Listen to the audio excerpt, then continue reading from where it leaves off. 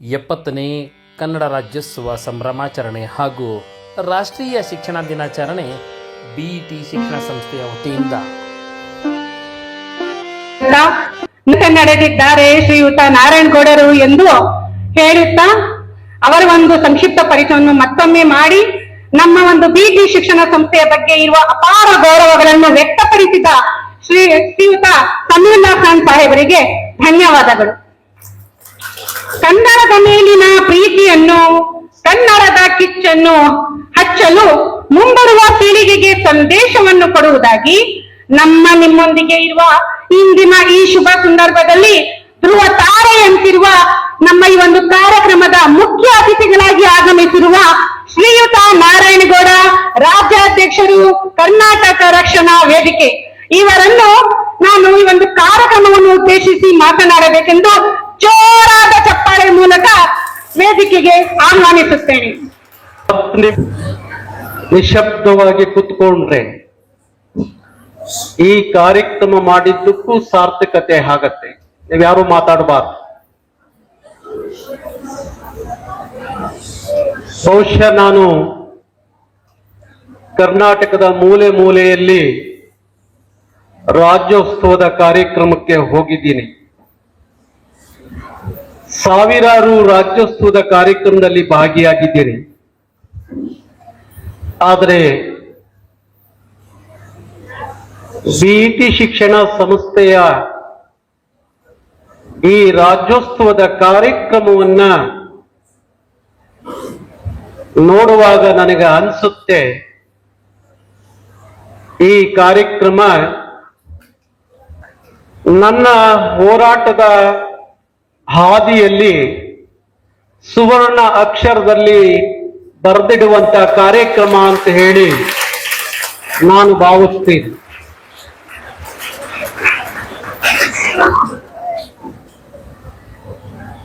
ಬಹುಶಃ ನನಗೆ ಅನೇಕರು ಪ್ರಶ್ನೆ ಮಾಡ್ತಾ ಇರ್ತಾರೆ. ಈ ಸೋಷಿಯಲ್ ಮೀಡಿಯಾದಲ್ಲಿ ಆಗಾಗ ನಕಲಿ ದೇಶಭಕ್ತರು ನನ್ನ ಕೆಣಕ್ತಾ ಇರ್ತಾರೆ. ನಕಲಿ ದೇಶಭಕ್ತರು, ಅಸಲಿ ದೇಶಭಕ್ತರಲ್ಲ, ನಕಲಿ ದೇಶಭಕ್ತರು. ಅವರು ನನ್ನ ಮುಂದೆ ಇಡುವ ಪ್ರಶ್ನೆ ಏನು ಅಂದ್ರೆ, ಎಲ್ಲಾ ಕಡೆ ನೀವು ಕನ್ನಡ ಕನ್ನಡ ಅಂತ ಆರ್ಭಟಿಸ್ತೀರಿ, ಆದ್ರೆ ಮಸೀದಿಗಳಲ್ಲಿ, ಮುಸಲ್ಮಾನರ ಶಿಕ್ಷಣ ಸಂಸ್ಥೆಗಳಲ್ಲಿ ಯಾಕೆ ನೀವು ಆರ್ಭಟಿಸಲ್ಲ ಅನ್ನುವ ಪ್ರಶ್ನೆಯನ್ನ ಆಗಾಗ ನನ್ನ ಕೆಣಕುವ, ಕೆರಳಿಸುವಂತ ಕೆಲಸವನ್ನ ಸೋಷಿಯಲ್ ಮೀಡಿಯಾದಲ್ಲಿ, ಸಾಮಾಜಿಕ ಜಾಲತಾಣಗಳಲ್ಲಿ ನನ್ನ ಪ್ರಶ್ನೆ ಮಾಡ್ತಾ ಇರ್ತಾರೆ. ಬಹುಶಃ ಈ ಕಾರ್ಯಕ್ರಮ ಅವ್ರಿಗೆಲ್ಲರಿಗೂ ಉತ್ತರ ಕೊಟ್ಟಿದೆ ಅಂತೇಳಿ ನಾನು ಭಾವಿಸ್ತೀನಿ. ಇದೊಂದು ಅರ್ಥಪೂರ್ಣವಾದಂತ ಕಾರ್ಯಕ್ರಮ, ವಿಶೇಷವಾದಂತ ಕಾರ್ಯಕ್ರಮ. ಬಹುಶಃ ನಾನು ಈ ಕಾರ್ಯಕ್ರಮಕ್ಕೆ ನಮ್ಮ ಸಮೀವುಲ್ಲಾ ನೀವು ಬರಬೇಕು ಅಂದಾಗ ಈ ಕಾರ್ಯಕ್ರಮಕ್ಕೆ ನಾನು ದಿನಾಂಕವನ್ನು ನಿಗದಿ ಮಾಡಿಕೊಂಡಾಗ ಭಾರಿ ದೊಡ್ಡ ದೊಡ್ಡ ಶಾಲೆಗಳಲ್ಲಿ, ದೊಡ್ಡ ದೊಡ್ಡ ಸರ್ಕಾರದ ಕಾರ್ಯಕ್ರಮಗಳಲ್ಲಿ, ಖಾಸಗಿ ಸಂಘ ಸಂಸ್ಥೆಗಳಲ್ಲಿ ಕಾರ್ಯಕ್ರಮವನ್ನ ನೋಡಿದ್ದೀನಿ. ಆದ್ರೆ ಒಂದು ರಾಜ್ಯೋತ್ಸವದ ಕಾರ್ಯಕ್ರಮವನ್ನ ಕನ್ನಡದ ಧ್ವಜ ಮತ್ತು ರಾಷ್ಟ್ರ ಧ್ವಜದ ಆಚರಣೆ ಆರಿಸುವ ಮುಖಾಂತರ ಪ್ರಾರಂಭವಾದಂತ ಈ ಕಾರ್ಯಕ್ರಮ ಇಲ್ಲಿವರೆಗೂ ಎಷ್ಟು ಶಿಸ್ತುಬದ್ಧವಾಗಿ ನಡೀತಾ ಇದೆ ಅಂದಾಗ ನಿಜಕ್ಕೂ ಇಲ್ಲಿ ಬಂದಿದ್ದಕ್ಕೆ ಸಾರ್ಥಕವಾಯಿತು ಅಂತೇಳಿ ಅನ್ಸುತ್ತೆ.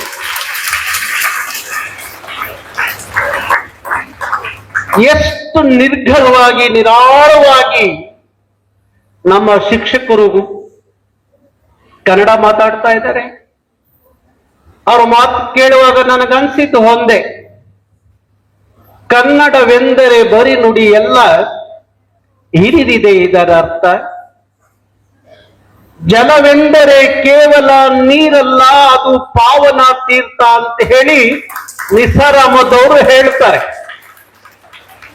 ಆ ನಿಸಾರ್ ಅಹಮದ್ ಅವರ ಮಾತು ಇವತ್ತು ಇಲ್ಲಿ ಸಾಕ್ಷಿಗೊಳಿಸಿದೆ ಅಂತ ಹೇಳಲಿಕ್ಕೆ ಇಷ್ಟಪಡ್ತೀನಿ. ನಾನು ಇವತ್ತಿನ ಈ ಕಾರ್ಯಕ್ರಮದಲ್ಲಿ ನನ್ನ ಜೊತೆಯಲ್ಲಿ ಭಾರಿ ಕನ್ನಡದ ಸಂಘ ಸಂಸ್ಥೆಗಳ ಜೊತೆಯಲ್ಲಿ ನಿರಂತರವಾಗಿ ಸಂಪರ್ಕದಲ್ಲಿ ಇಟ್ಕೊಂಡು ಅವರ ಕಷ್ಟ ನಷ್ಟ ದುಃಖ ದುಮಾನಿಗಳನ್ನ ಆಲಿಸುವಂತ ಒಬ್ರು ಸಚಿವರು ಇದ್ರು. ಆ ಸಚಿವರು ಯಾರಪ್ಪ ಅಂದ್ರೆ, ಬಹುಶಃ ನಿಮ್ಮಲ್ಲಿ ಲೀಡರ್ಗಳು ನಮ್ಮಂತವ್ರ ಜೊತೆಯಲ್ಲಿ ಸಂಪರ್ಕ ಇಟ್ಕೊಳ್ಳೋದು ಭಾರಿ ಕಷ್ಟ. ಭಾರಿ ತೋರ್ವಿಕೆಗಾಗಿ ಬೀದಲ್ಲಿ ನಿಂತ್ಕೊಂಡು ದುಡ್ಡು ಎಣಿಸಿ ಯಾರಿಗೋ 4 ಜನ ಕೊಟ್ಟು ದೊಡ್ಡ ಸುದ್ದಿ ಆಗುವಂತ ಇವತ್ತಿನ ಕಾಲದಲ್ಲಿ ಯಾವ ಸುದ್ದಿ ಇಲ್ಲದೆ, ಗದ್ದಲವಿಲ್ಲದೆ ಕನ್ನಡದ ಸಂಘ ಸಂಸ್ಥೆಗಳ ಜೊತೆಯಲ್ಲಿ, ಸಾಮಾಜಿಕ ಸಂಘಟನೆಗಳ ಜೊತೆಯಲ್ಲಿ, ಚಿಂತಕರ ಜೊತೆಯಲ್ಲಿ ಒಂದಷ್ಟು ನಂಬಿಕೆ ಕಾಳಜಿಯನ್ನ ಇಟ್ಕೊಂಡಿದ್ದವರು ರೋಷನ್ ಬೇಗ್ ಅವರು ಇವತ್ತಿಲ್ಲಿ ಕೂತಿದ್ದಾರೆ. ಭಾರಿ ವಿಶೇಷವಾದಂತ ಕಾಳಜಿ. ನಾನು ಮುಸಲ್ಮಾನರಿಗೆ ಹೇಳೋದು ಏನಪ್ಪಾ ಅಂದ್ರೆ, ನಿಮ್ಮ ಸಮಾಜ ಇಂಥ ನಾಯಕರನ್ನ ಬೆಳೆಸೋದ್ ಕಲೀರಿ, ಇಂಥವರಿಗೆ ಬೆಳೆಸೋದ್ ಕಲಿಬೇಕು. ಹಾಗೆ ಮತ್ತೊಬ್ಬ ನನ್ನ ಗೆಳೆಯ, ಒಂದು ಕಾಲಕ್ಕೆ ಸಿಂಹ ಗರ್ಜನೆ ಕೇಳ ಬರ್ತಿತ್ತು, ಅದು ರೈಮನ್ ಖಾನ್. ಮತ್ತೊಂದು ಅದೇ ಸಿಂಹ ಗರ್ಜನೆ ಕೇಳಿದ್ದು ನಮಗೆ ಸಮೀವುಲ್ಲಾ ಖಾನ್. ಈ 2 ಖಾನ್ಗಳ ರಕ್ತ ಕನ್ನಡ. ಪ್ರತಿ ರಕ್ತದಲ್ಲಿ ಒಂದು ಹನಿ ಸಹ ಕನ್ನಡ ಹೊರತಾಗಿ ಇದ್ದಿದ್ದಲ್ಲ.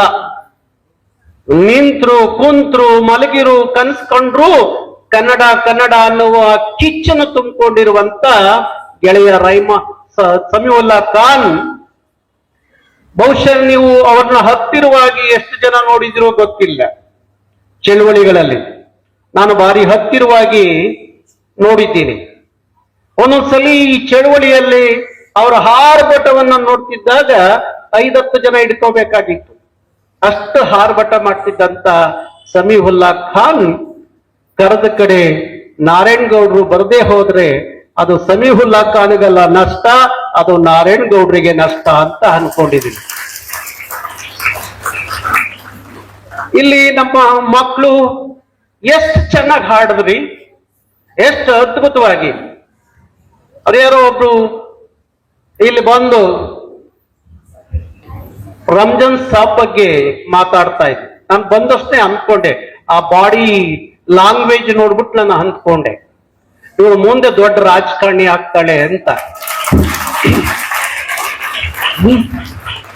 ರೋಷನ್ ಬೇಗ್ ಅವರಿಗೆ ಅಪ್ಲಿಕೇಶನ್ ಹಾಕಿದ್ದೀನಿ, ಅವಕಾಶ ಸಿಕ್ಕರೆ ಅವಳಿಗೊಂದು ಅವಕಾಶ ಕೊಟ್ಕೊಡ್ರಿ ಅಂತ. ಹಾಗಾಗಿ ನೋಡಿ, ಅದ್ಭುತ ಕಣೋ ಪುಟ ನೀನು. ಬಹುಶಃ ಹಾಡ್ದವರು ಅಷ್ಟೇ, ಆ ಟೀಮು 4 ಜನ ಹಾಡಿದ್ರಲ್ಲ 2 ಹಾಡುಗಳನ್ನ, ಅವರು ಅಷ್ಟೇ ನಿರ್ಗಣವಾಗಿ ಆಡಿದ್ರು. ಯಾವುದು ಇದು ಮುಸ್ಲಿಂ ಸಂಸ್ಥೆ, ಒಂದು ಶಾಲೆ ಅಂತ ಹೇಳೋಂಗೇ ಇಲ್ಲ. ನಾನು ಯಾವಾಗ್ಲೂ ಅದನ್ನೇ ಹೇಳ್ತೀನಿ. ಯಾರಪ್ಪನ ಆಸ್ತಿ ಅಲ್ಲ ಕನ್ನಡ, ಯಾವುದ ಧರ್ಮದ ಆಸ್ತಿ ಅಲ್ಲ ಕನ್ನಡ. ಕರ್ನಾಟಕದಲ್ಲಿರುವ ಎಲ್ಲರ ಭಾಷೆ ಕನ್ನಡ, ಎಲ್ಲ ಧರ್ಮೀಯರ ಭಾಷೆ ಕನ್ನಡ. ಅದಕ್ಕೆ ಪುಟ್ಟಪ್ಪನವರು ಹೇಳಿದ್ದು, ಅದಕ್ಕೆ ಕುವೆಂಪು ಹೇಳಿದ್ದು, ಭಾರತ ಜನನಿಯ ತನುಜಾತೆ ಜಯ ಹೇ ಕರ್ನಾಟಕ ಮಾತೆ. ಸರ್ವ ಜನಾಂಗದ ಶಾಂತಿಯ ತೋಟ, ರಸಿಕರ ಕಂಗಳ ಸೆಳೆಯುವ ನೋಟ, ಹಿಂದೂ ಕ್ರೈಸ್ತ ಮುಸಲ್ಮಾನ ಪಾರಸಿಕ ಜೈನರ ಉದ್ಯಾನ ವನ ಅಂತೇಳಿ ಕರ್ನಾಟಕವನ್ನ ಕರೆದ್ರು.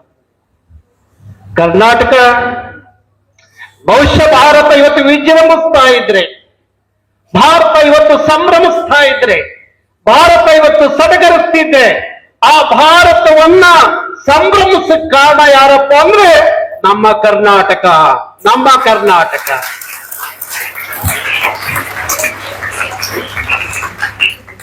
ಸಂಪತ್ತು ಭರಿತವಾದ ಕರ್ನಾಟಕ, ಸಂಪದ್ಭರಿತವಾದಂತ ಕರ್ನಾಟಕ, ಭಾರತದೊಳಗಡೆ ಮುಕುಟಮಣಿ ಅಂತ ಕರೆಸಿಕೊಳ್ಳುವಂತ ಕರ್ನಾಟಕ, ಯಾವುದಕ್ಕೂ ಕೊರತೆ ಇಲ್ಲ ಕರ್ನಾಟಕದಲ್ಲಿ.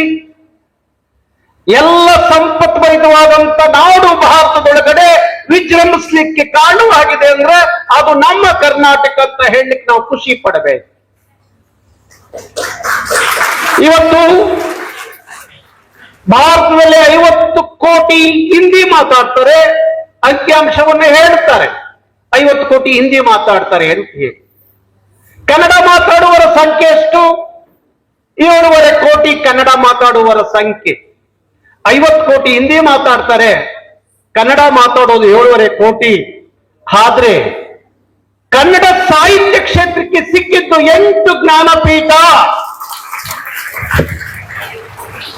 50 ಕೋಟಿ ಹಿಂದಿ ಮಾತಾಡುವಂತ ಹಿಂದಿ ಭಾಷೆಗೆ ಸಿಕ್ಕಿದ್ದು ಕೇವಲ 6 ಜ್ಞಾನಪೀಠ. ಹಿಂದಿಗೆ 650 ವರ್ಷದ ಇತಿಹಾಸ.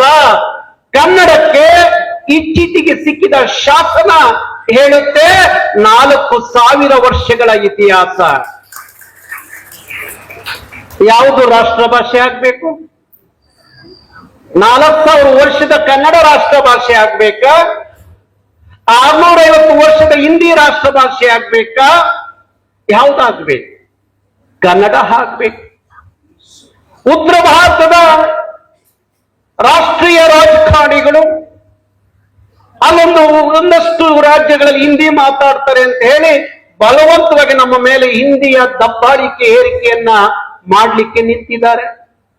ಇದನ್ನ ಯಾರು ಖಂಡಿಸ್ಲಿಲ್ಲ, ಸಹಿಸಿಕೊಂಡ್ರು ಎಲ್ಲ. ನಾವಷ್ಟೇ ಹೇಳಿದ್ದು ಹಿಂದಿ ರಾಷ್ಟ್ರ ಭಾಷೆ ಅಲ್ಲ. ವಿದ್ಯಾರ್ಥಿಗಳನ್ನ ತಿಳ್ಕೋಬೇಕು. ನಿಮ್ ಶಿಕ್ಷಕರು ಏನಾದ್ರೂ ಹಿಂದಿ ರಾಷ್ಟ್ರ ಭಾಷೆ ಅಂತ ಹೇಳ್ಕೊಟ್ರೆ ನೀವೆತ್ ನಿಂತವ್ರನ್ನ ಪ್ರಶ್ನೆ ಮಾಡಿ, ಹಿಂದಿ ರಾಷ್ಟ್ರ ಭಾಷೆ ಅಲ್ಲ. ಶಿಕ್ಷಕರು ಯಾರು ಸಹ ವಿದ್ಯಾರ್ಥಿಗಳಿಗೆ ವಿದ್ಯಾರ್ಥಿನಿಯರಿಗೆ ಹಿಂದಿ ರಾಷ್ಟ್ರ ಭಾಷೆ ಅಂತ ಹೇಳಿ ನೀವು ಸುಳ್ಳು ಹೇಳಬಾರದು. ಅಧಿಕೃತವಾಗಿ ಸಂವಿಧಾನಬದ್ಧವಾಗಿ ಹಿಂದಿ ರಾಷ್ಟ್ರ ಭಾಷೆ ಅಲ್ಲ. ಇದನ್ನು ಚೆನ್ನಾಗಿ ಅರ್ಥ ಮಾಡ್ಕೊಳ್ಳಿ.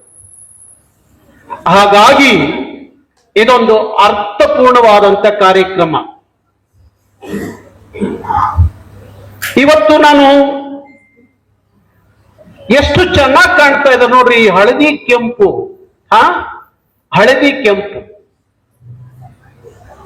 ಎಷ್ಟು ಚೆನ್ನಾಗಿ ಕಾಣ್ತಾ ಇದೆ ಅಂದ್ರೆ ನಾನು ಹೇಳ್ತಾ ಇರ್ತೀನಿ ನಮ್ಮ ಹೆಣ್ಣು ಮಕ್ಕಳಿಗೆ, ನೀವು 2 ಲಕ್ಷ ರೂಪಾಯಿ ಬಂಗಾರ ಹಾಕೊಂಡ್ರು ಅಷ್ಟು ಚೆನ್ನಾಗಿ ಕಾಣೋದಿಲ್ಲ, ಈ ತರದ ಒಂದು ಶಾಲ್ ಹಾಕೊಂಡ್ರೆ ತುಂಬಾ ಚೆನ್ನಾಗಿ ಕಾಣ್ತೀರಿ ಅಂತ.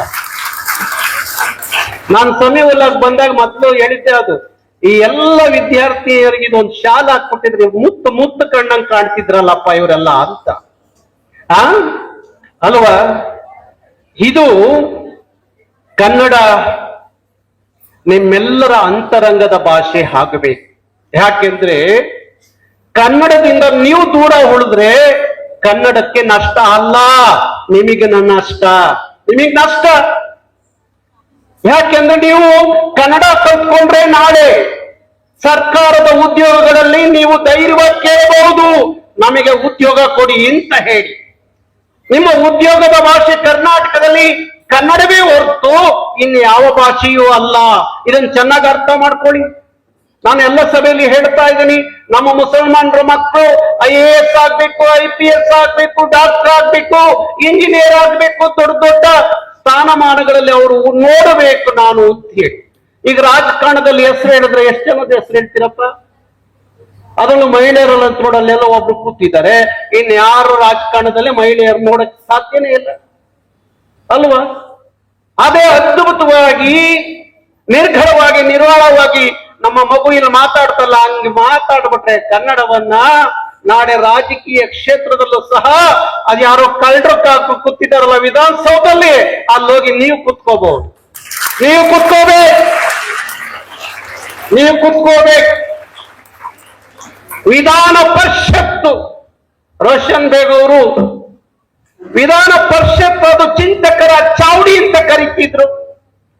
ಇವತ್ತು ಆ ಚಿಂತಕರ ಚಾವಡಿಯಲ್ಲಿ ಯಾರು ಚಿಂತಕರಿಲ್ಲ. ಗೋಲ್ಡ್ ಮಾಫಿಯಾ, ಭೂ ಮಾಫಿಯಾ, ಬರೀ ಮಾಫಿಯಾಗಳು ಹೋಗಲ್ಲಿ ಕೂತಿದ್ದಾರೆ. ಆ ಚಿಂತಕರ ಚಾವಡಿಗೆ ಯಾವ ಮಸಿ ಬಳಿಬೇಕಾದ್ರೂ ಮಾಡ್ತಾ ಕೂತಿದ್ದಾರೆ. ಹಂಗ ಆಗ್ಬಾರ್ದು ಕಂಡ್ರು. ನಾಳೆ ಹಂತ ಚಿಂತಕರ ಚಾವಡಿಯಲ್ಲಿ ನೀವು ಹೋಗಿ ಕುತ್ಕೊಳ್ಳಂಗ ಆಗಬೇಕು. ಯಾಕೆ ನೀವು IPS ಯಾಕೆ ದೊಡ್ಡ ದೊಡ್ಡ ಉನ್ನತವಾದಂತಹ ಅಧಿಕಾರವನ್ನ ನಮ್ಮ ಮುಸಲ್ಮಾನರ ಮಕ್ಕಳು ಪಡ್ಕೋಬಾರ್ದು? ಪಡ್ಕೋಬೇಕು ಅನ್ನೋದಾದ್ರೆ ನೀವು ಕನ್ನಡವನ್ನ ಹಬ್ಕೋಬೇಕು, ಕನ್ನಡವನ್ನ ಪ್ರೀತಿಸಬೇಕು, ಗೌರವಿಸಬೇಕು, ಮಾತಾಡಬೇಕು. ಕನ್ನಡ ನಾವು ಕನ್ನಡಿಗರು ಅಂತ ಹೇಳುವಂತದ ಆಗಬೇಕು. ಯಾವ ಧರ್ಮದ ಆಸ್ತಿ ಅಲ್ಲ ಕನ್ನಡ, ಸರ್ವ ಧರ್ಮಗಳ ಆಸ್ತಿ ಕನ್ನಡ ಅಲ್ವಾ? ಆಗ್ಬೇಕು. ನೀವು ಕನ್ನಡದಿಂದ ಯಾರಾದ್ರೂ ನಿಮ್ಮ ಹಿರಿಯರು ನಿಮ್ಮ ದೂರ ಇಟ್ರೆ ಆ ನಷ್ಟ ಅದು ನಿಮಗಷ್ಟೇ. ನೀವು ಕನ್ನಡದಿಂದ ದೂರ ಉಳಿಬಾರದು.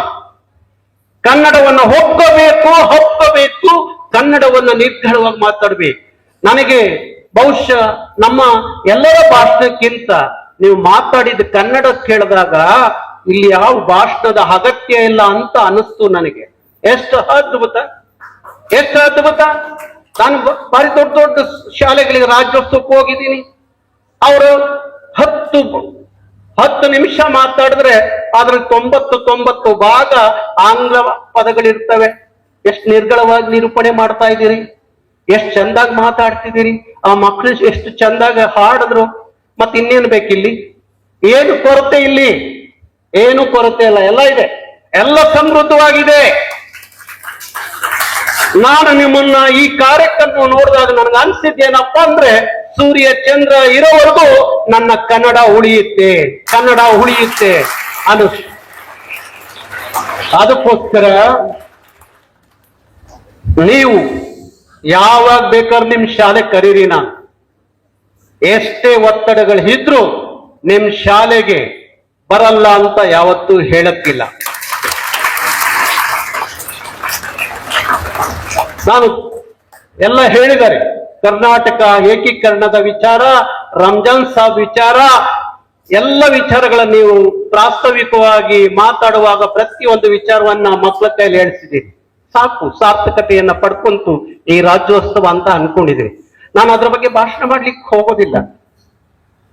ಬಹುಶಃ ನಿಮ್ಮ ಸ್ವರವನ್ನ ಕೇಳಿದಾಗ, ನೀವು ಹಾಡಿದಾಗ ಸ್ವರ ಕೇಳಿದಾಗ ನನಗೆ ಅನ್ಸಿದ್ದು, ಇವ್ರಿಗೆ ಸರಿಯಾಗಿ ಸಂಗೀತದ ಟಚ್ ಕೊಟ್ಬಿಟ್ರೆ, ಸಂಗೀತ ಹೇಳ್ಕೊಟ್ರೆ ಇವರಿಗೆ ಎಷ್ಟು ಅದ್ಭುತವಾಗಿ ಹಾಡ್ತಾವಪ್ಪ ಈ ಮಕ್ಕಳು, ಎಷ್ಟು ಚೆನ್ನಾಗಿ ಹಾಡ್ತವೆ. ಅದಕ್ಕೋಸ್ಕರ ನಾನು ಒಂದು ಸಂಗೀತ ಟೀಚರ್ನ ಉಚಿತವಾಗಿ ನಾನು ನಿಮಗೆ ಕೊಡ್ತೀನಿ. ಕಲಿಸ್ರಿ, ಆ ಮಕ್ಕಳಿಗೆ ಸಂಗೀತವನ್ನ ಕಲಿಸ್ರಿ. ಸಂಗೀತವು ಯಾರ ಅಪ್ಪನ ಆಸ್ತಿ ಅಲ್ಲ.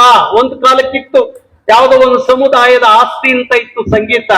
ಈಗ ಆ ಸಮುದಾಯದ ಆಸ್ತಿಯಾಗಿ ಉಳಿದಿಲ್ಲ. ಎಲ್ಲರೂ ಹಾಡ್ತಾರೆ. ನಮ್ಮಲ್ಲೇ ಒಬ್ಳು ಸುಹನ ಸಯಾತ್ ಅಂತ ಹೆಣ್ಣು ಮಗಳು ಎಷ್ಟು ಚೆನ್ನಾಗಿ ಹಾಡ್ತಾಳೆ ಅವಳು ಅಂದ್ರೆ, ನನ್ನ ಹತ್ರ ಬಂದು, ಇಲ್ಲ ಇಲ್ಲಿ ಒಂದು ದೊಡ್ಡ ಜಾತಿ ಧರ್ಮ ಅನ್ನೋ ಹೆಸರಿನಲ್ಲಿ ನಮ್ಮನ್ನು ತುಳಿತಾರೆ ಅಂತ ಹೇಳಿ ಇವತ್ತು ಅವಳು ನಮ್ಮೆಲ್ಲ ಕಾರ್ಯಕ್ರಮದಲ್ಲಿ ನಾನು ಅವಳಿಗೆ ಅವಕಾಶ ಕೊಟ್ಟಿದ್ದೀನಿ. ಅದ್ಭುತವಾಗಿ ಹಾಡ್ತಾಳೆ. ಬಹುಶಃ ನಿಮ್ಮಲ್ಲಿ ನೀವು ಎಷ್ಟು ಜನ ಕುರಾನ್ ಓದ್ತಾ ಇದ್ದೀರೋ ಗೊತ್ತಿಲ್ಲ. ನಾನು ಕುರಾನ್ ಓದ್ತಾ ಇದ್ದೀನಿ. ಕುರಾನ್, ಬೈಬಲ್ ಎಲ್ಲವನ್ನ ಓದ್ತಾ ಇದ್ದೀನಿ. ಹಾಗೆ ಇತ್ತೀಚೆಗೆ ನಾನು ನಮ್ಮ ಸಮೀಪಲ್ಲ ಎಲ್ಲ ಕೆಲವು ಮಸೀದಿಗಳಿಗೆ ಹೋದು ಒಳಗಡೆ ಕುತ್ಕೊಂಡು ಅವ್ರ ಜೊತೆಯಲ್ಲಿ ಮಾತಾಡಿ ಅವ್ರಿಗೊಂದು ಸತ್ಕಾರ ಮಾಡಿ, ಶುಕ್ರವಾರದ 4 ತಿಂಗಳ ಏನು ನೀವು ಪ್ರಾರ್ಥನೆ, ನಿಮ್ಮ ಧರ್ಮ ಸಂದೇಶ, ಕುರಾನ್ ಬಗ್ಗೆ ಏನು ಮಾತಾಡ್ತೀರಿ ಅದನ್ನ ಕನ್ನಡದಲ್ಲೂ ಹೇಳುವಂತದ್ದು ಆಗ್ಲಿ. ಆ ಕನ್ನಡದ ಮುಖಾಂತರ ಕರ್ನಾಟಕದ 7.5 ಕೋಟಿ ಕನ್ನಡಿಗರಿಗೆ ಕುರಾನ್ ಧರ್ಮ ಸಂದೇಶ ಮುಟ್ಲಿ. ಅಲ್ಲಿ ಬೇಲಿ ಹಾಕೋಬೇಡಿ, ಅಲ್ಲಿ ಒಂದು ಚೌಕಟ್ಟವನ್ನು ನಿರ್ಮಿಸ್ಕೋಬೇಡಿ. ಪ್ರತಿ ಕೊನೆ ಹಂತದ ಒಬ್ಬ ಕನ್ನಡಿಗೆ ಕುರಾನ್ ಹೇಳುತ್ತೆ ಅನ್ನೋದು ಗೊತ್ತಾಗ್ಬೇಕು. ಬಹುಶಃ ಕುರಾನ್ ಹೇಳೋದು ಬೇರೆ, ಕೆಲವ್ರು ನಡ್ಕೊಳ್ಳೋದೇ ಬೇರೆ ಆಗಿದೆ.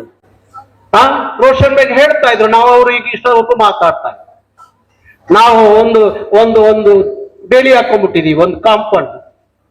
ಅದ್ರೊಳಗಡೆ ನಮ್ಮ ಮಕ್ಕಳನ್ನು ಹಾಳು ಮಾಡ್ತಾ ಇದೀವಿ, ನಾವು ಹಾಳಾಗ್ತಾ ಇದೀವಿ. ಅದು ಆಗಬಾರದು. ಹಾಕ್ಬಾರ್ದು. ಈಗ ಸಮೀವುಲ್ಲಾ ಅವ್ರಿಗೂ ಇಬ್ರು ಮಕ್ಳಿದ್ದಾರೆ, ರೋಷನ್ ಬೇಗ್ ಅವ್ರಿಗೂ ಇಬ್ರು ಮಕ್ಳಿದ್ದಾರೆ. ಎಷ್ಟು ಚೆನ್ನಾಗಿ ಬೆಳೆಸಿದಾರೆ ಆ ಮಕ್ಕಳನ್ನ. ಹಂಗೆ ಪ್ರತಿಯೊಬ್ಬ ಸಾಮಾನ್ಯ ಕಟ್ಟ ಕಡೆಯ ಮುಸಲ್ಮಾನ್ ಮಗು ಸಹ ಹಂಗೆ ಬೆಳಿಬೇಕು, ಹಂಗೆ ಬೆಳಿಬೇಕು, ಅದ ಆಗಬೇಕು. ಹಾಗಾಗಿ ಇವತ್ತು ಈ ರಾಜ್ಯೋತ್ಸವ ಬಹುಶಃ ನಾನು ಹೇಳ್ತಾ ಇದ್ದೆ, ಕನ್ನಡ ಅಂದ್ರೆ ಅದು ನಾನು ಯಾರು ಏನ್ ಹೇಳ್ತಾರೋ ಗೊತ್ತಿಲ್ಲ, ನಾನು ಯಾವಾಗ್ಲೂ ಹೇಳ್ತಾ ಇರ್ತೀನಿ, ಕನ್ನಡಕ್ಕಾಗಿ ಕೈ ಎತ್ತು, ಕನ್ನಡವೇ ನಿಮ್ಮ ತಾಕತ್ತು ಅಂತ ಹೇಳಿ. ಕನ್ನಡಕ್ಕಾಗಿ ಕೈ ಎತ್ತು, ಕನ್ನಡವೇ ನಿಮ್ಮ ತಾಕತ್ತು ಅಂತ ಹೇಳಿ. ಪುಟ್ಟಪ್ಪನವರು ಒಂದ್ ಕಡೆ ಹೇಳ್ತಾರೆ, ಕನ್ನಡಕ್ಕಾಗಿ ಕೈ ಎತ್ತು, ನಿನ್ನ ಕೈ ಕಲ್ಪವೃಕ್ಷವಾಗುತ್ತೆ ಅಂತ ಹೇಳಿ.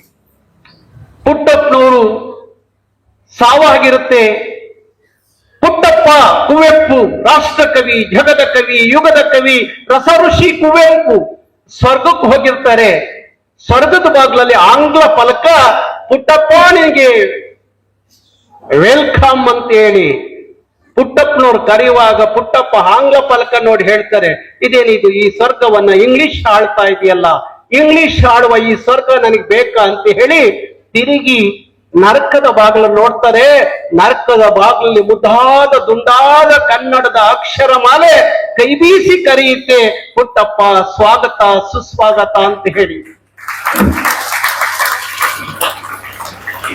ಆಗ ಕುವೆಂಪು ಹೇಳ್ತಾರೆ, ಕನ್ನಡವಿಲ್ಲವ ಈ ಸ್ವರ್ಗ ನನಗೆ ನರಕ ಸಮಾನ, ಕನ್ನಡ ಇಲ್ಲದ ಈ ಸ್ವರ್ಗ ನನಗೆ ನರಕ ಸಮಾನ, ಕನ್ನಡ ಇರುವ ನರಕವಾದರೂ ಅದು ನನಗೆ ಸ್ವರ್ಗ ಸಮಾನ ಅಂತ ಹೇಳಿ ಕನ್ನಡಕ್ಕಾಗಿ ರಾಷ್ಟ್ರಕವಿ ಕುವೆಂಪು ನರಕಕ್ಕೆ ಹೋಗ್ತಾರಂತೆ. ಎಂತ ಅದ್ಭುತ. ರಾಜರತ್ನಮೇ ಹೇಳ್ತಾರೆ, ರಾಜರತ್ನಮ ಮಾತೃಭಾಷೆ ತಮಿಳು. ರಾಜರತ್ನಮೇ ಹೇಳ್ತಾರೆ, ನರ್ಕಕ್ಕಿಳಿಸಿ, ನಾಲ್ಗೆ ಸೀಳ್ಸಿ, ಬಾಯಿ ಹೊಲ್ಸಾಕಿರೋ ನಾನು ಮೂಗಲ್ ಕನ್ನಡ ಪದ ಹಾಡ್ತೀನಿ, ನನ್ನ ಮನಸ್ಸಿನ ಕಾಣೆ ಅಂತ ಹೇಳ್ತಾರೆ. ನಿಮ್ಮ ಮಾತುಗಳು ಕೇಳುವಾಗ ಎಷ್ಟು ಖುಷಿ ಆಗ್ತಾ ಇದೆ ಅಂದ್ರೆ, ಬಸವಣ್ಣವರ ಒಂದು ವಚನ ನೆನಪಿಗೆ ಬರುತ್ತೆ, ನುಡಿದರೆ ಮುತ್ತಿನ ಹಾರದಂತಿರಬೇಕು, ನುಡಿದರೆ ಸ್ಫಟಕದ ಸಲಾಕಿಯಂತಿರಬೇಕು, ನುಡಿದರೆ ಲಿಂಗವು ಮೆಚ್ಚಿ ಹೌದು ಹೌದೆನ್ನಬೇಕು ಅನ್ನುವಾಗೆ ಅದ್ಭುತವಾದಂತ ಮಾತುಗಳು, ವಿಚಾರಗಳು ನಿರ್ಘಳವಾಗಿ ನಿರಾಳವಾಗಿ ಮಾತಾಡ್ತಾ ಇದ್ರೆ ಬಹುಶಃ ಈ ಶಾಲೆಗೆ, ಅದಕ್ಕೆ ನಾನು ಹೇಳಿದೆ, ನಾನು ಹೋರಾಟಕ್ಕೆ ಬಂದು 40 ವರ್ಷ, 18 ವರ್ಷಕ್ಕೆ ಮನೆ ಬಿಟ್ಟು ನಾನು 40 ವರ್ಷ ಆಯ್ತು. ನನಗಿಬ್ರು ಮಕ್ಕಳು. ಕಾವೇರಿಗೋಸ್ಕರ ದೇವೇಗೌಡರು ಮುಖ್ಯಮಂತ್ರಿ ಆಗಿದ್ರು, ಕಾವೇರಿ ನೀರ್ ಬಿಟ್ರು ಅಂತೇಳಿ ದೊಡ್ಡ ಚಳವಳಿ ಮಾಡಿದಾಗ ನಾನು ತಗೊಂಡೋಗಿ ಜೈಲಲ್ಲಿ ಇಟ್ರು ದೇವೇಗೌಡರು. ನನ್ನ ಮನೆಯಲ್ಲಿ ನನ್ನ ಮಕ್ಕಳು ಹುಟ್ಟಿದ್ಲು, ನಾನು ಜೈಲಲ್ಲಿ ಇದ್ದೆ. 2004 ಸೇಮ್ ಕಾವೇರಿ ವಿಚಾರ, ಎಸ್.ಎಂ. ಕೃಷ್ಣ ಅವರು RTMC ನೀರ್ ಬಿಟ್ರು ತಮಿಳ್ನಾಡಿಗೆ, ಭಾರಿ ದೊಡ್ಡ ಗಲಾಟೆ ಮಾಡಿದೆ ನಾನು. ನನ್ ತಗೊಂಡೋಗಿ 1 ತಿಂಗಳು 16 ದಿವಸ ಜೈಲಲ್ಲಿ ಇಟ್ರು. ನನ್ನ ಮನೆಯಲ್ಲಿ ನನ್ನ ಮಗ ಹುಟ್ಟಿದ್ದ, ಇಬ್ರು ಮಕ್ಕಳು ಹುಟ್ಟಾಗ್ಲು ನಾನು ಜೈಲಲ್ಲೇ ಇದ್ದೆ. ನಾನು ಬಳ್ಳಾರಿ ಜೈಲು, ಬೆಳಗಾಂ ಜೈಲು, ಬೆಂಗಳೂರು ಜೈಲು ತುಂಬಾ ಸಲ ತೋರಿಸ್ಬಿಟ್ಟಿದ್ದಾರೆ. ನಾನು ಎಸ್.ಎಂ. ಕೃಷ್ಣ ಅವ್ರನ್ನ ಕೇಳ್ತಾ ಇದ್ದೆ, ನನಗೆ ಎಲ್ಲಾ ಜೈಲು ತೋರಿಸಿದ್ದೀರಿ, ಒಮ್ಮೆ ಅಂಡಮಾನ್ ಜೈಲು ನೋಡ್ಬೇಕು ಅಂತ ಆಸೆ ಆಗಿದೆ, ಅಲ್ಗೂ ಕಳಿಸ್ಬಿಡಿ ಅಂತ ಕೇಳ್ತಿದ್ದೆ ಎಸ್.ಎಂ. ಕೃಷ್ಣ ಅವ್ರನ್ನ. ಹಾಗೆ ನಾನು ಕನ್ನಡಕ್ಕಾಗಿ ಬೇರೆ ಏನು ಮಾಡಿ ಜೈಲಿಗೆ ಹೋಗಿಲ್ಲ, ಬೇರೆ ಇನ್ನೆಂಥದ್ದು ಮಾಡಿ ಜೈಲಿಗೆ ಹೋಗಿಲ್ಲ. ಕನ್ನಡದ ನಾಡು, ನುಡಿ, ನೆಲ, ಜಲ, ಭಾಷೆ, ನಮ್ಮ ನಾಡಿನ ಮಕ್ಕಳಿಗೂ ಉದ್ಯೋಗ ಸಿಗ್ಬೇಕು ಅಂತ ಜೈಲಿಗೆ ಹೋಗೋಣ ಹೊರತು ಇನ್ನೇನೇ ಮಾಡಿ ಜೈಲಿಗೆ ಹೋಗ್ಲಿಲ್ಲ. ಎಲ್ಲಿಂದ ಬಂದವರು ಇವತ್ತು ಕರ್ನಾಟಕ ತುಂಬಾ ನಾರ್ತ್ ಇಂಡಿಯನ್, ಉತ್ತರ ಭಾರತೀಯರು ತುಂಬಿಕೊಂಡು ನಮ್ಮ ಮಕ್ಕಳಿಗೆ ಈ ಪರಿಸ್ಥಿತಿಗೆ ನಾವು ಬಂದು ನಿಂತಿದ್ದೀವಿ. ಇನ್ನು 10 ವರ್ಷ ಕನ್ನಡಿಗರು ಹೀಗೆ ಆದ್ರೆ, ಕನ್ನಡಿಗರು ಅಂದ್ರೆ ಬರೀ ಹಿಂದೂಗಳಲ್ಲ, ಕನ್ನಡಿಗರು ಅಂದ್ರೆ ಮುಸಲ್ಮಾನರು, ಕನ್ನಡಿಗರು ಅಂದ್ರೆ ಕ್ರೈಸ್ತರು, ಕನ್ನಡಿಗರು ಅಂದ್ರೆ ಕರ್ನಾಟಕದಲ್ಲಿರುವವರೆಲ್ಲರೂ ಕನ್ನಡಿಗರು. ಅದಕ್ಕೋಸ್ಕರ ಎಚ್ಚೆತ್ತುಕೊಳ್ಳದೆ ಹೋದ್ರೆ ಆ ನಾಡಪ್ರಭು, ಧರ್ಮಪ್ರಭು ಕೆಂಪೇಗೌಡರು ಕನ್ನಡದ ಸ್ವರ್ಗ ಆಗ್ಬೇಕು, ಕನ್ನಡಿಗರ ಪಾಲಿಗೆ ಬೆಂಗಳೂರು ಸ್ವರ್ಗ ಆಗ್ಬೇಕು ಅಂತ ಈ ಬೆಂಗಳೂರು ಕಟ್ಟಿರಲ್ಲ, ಅದು ಪರಕೀಯರಿಗೆ ಸ್ವರ್ಗ ಆಗ್ತಾ ಇದೆ, ಕನ್ನಡದ ಮಕ್ಕಳ ಪಾಲಿಗೆ ನರಕವಾಗ್ತಾ ಇದೆ. ಅದು ಹಾಗಕ್ಕೆ ಬಿಡಬಾರ್. ಆದಾಗ ಈ ರಾಜ್ಯೋತ್ಸವಗಳು ಸಾರ್ಥಕತೆಯನ್ನ ಪಡ್ಕೊತವೆ. ನಿಸಾರ್ ಅಹಮದ್ ಅವ್ರು ಹೇಳ್ತಾರಲ್ಲ, ಕನ್ನಡದ ಉತ್ಸವ ಒಂದು ದಿನದ ಉತ್ಸವ ಆಗ್ಬಾರ್ದು, ಅದು ನಿತ್ಯೋತ್ಸವ ಆಗ್ಬೇಕು ಅನ್ನೋ ಮಾತು. ಹಾಗಾಗಿ ಬಂಧುಗಳೇ, ಬಹುಶಃ ಒಂದು ಒಳ್ಳೆಯ ಸಂದರ್ಭ, ನಮ್ಮ ಗೆಳೆಯರು ನಮ್ಮ ಕಚೇರಿ ಬಂದಾಗ ಎಷ್ಟು ಅವರು ನಿಮ್ಮ ಕಾಲೇಜು ಬಗ್ಗೆ ಸ್ಕೂಲ್ ಬಗ್ಗೆ ಮಾತಾಡಿದ್ರು ಅಂದ್ರೆ, ಅವ್ರು ಮಾತಾಡುವಾಗ ನನಗನ್ಸಿತ್ತು ಈ ಮಾತು ನಿಜವಾ ಅಂತ ಹೇಳಿ. ಆದ್ರೆ ಇಲ್ಲಿ ಬಂದಾಗ ಅನಿಸ್ತು ಸತ್ಯವಾಗ್ಲೂ ಇದು ನಿಜ ಅಂತ ಅನಿಸ್ತು. ಹಾಗಾಗಿ ನನಗೆ ಭಾರಿ ಖುಷಿ ಆಯ್ತು. ನಿಮ್ಮ ಕಾಲೇಜಿಗೆ ಯಾವಾಗ ಬೇಕಾದ್ರೂ ಕರೀರಿ, ನಾನು ಬರ್ತೀನಿ. ಹಾಗಾಗಿ ನಾನು ಏನಾದ್ರೂ ಮೊದ್ಲೇ ಗೊತ್ತಿದ್ರಿ ಇವತ್ತು ನಿಮ್ಗೆಲ್ಲ ಒಳ್ಳೆ ಬಿರಿಯಾನಿ ಊಟ ಹಾಕಿಸ್ತಾ ಇದ್ದೆ. ಪಾಪ ಎಷ್ಟೊತ್ತು ಕಾದು ಕೂತಿದ್ದೀರಿ ನೀವು. ಏನಾದ್ರೂ ವ್ಯವಸ್ಥೆ ಮಾಡಿದ್ದೀರ ಅವ್ರಿಗೆ ಊಟದ ವ್ಯವಸ್ಥೆ? ಹಾಗಾಗಿ ಮುಂದಿನ ಸಲ ಏನಾದ್ರು ನಿಮ್ ಕಾರ್ಯಕ್ರಮ ಬಂದ್ರೆ ನಿಮ್ಗೆಲ್ಲ ನಾನು ಬಿರಿಯಾನಿ ಊಟ ಹಾಕಿಸ್ತೀನಿ.